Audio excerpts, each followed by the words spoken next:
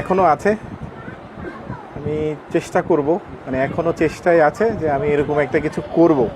তো এখানে যখনই শুনলাম যে এখানে এরকম একটা কিছু, মানে আমার আসার আগ্রহটা আরও বেশি হয়ে গেল।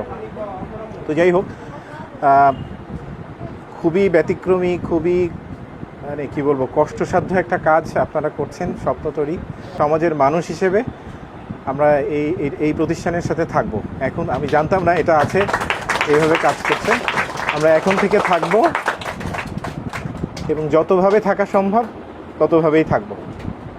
আজকে এই বিশেষ দিনে বিশেষ চাহিদা সম্পন্ন শিশুদেরকে নিয়ে আমরা বিভিন্ন ইভেন্টে 3টা গেম খেলেছি। আমরা সবাই একসাথে স্বপ্নতরীর কমিটির মেম্বার আছেন এবং বিশেষ চাহিদা সম্পন্ন শিশু আছেন 36 জন বাচ্চা এবং 20 জন বাচ্চার অভিভাবকদেরকে নিয়ে আমরা দুপুরবেলা খাবারের আয়োজন করেছি।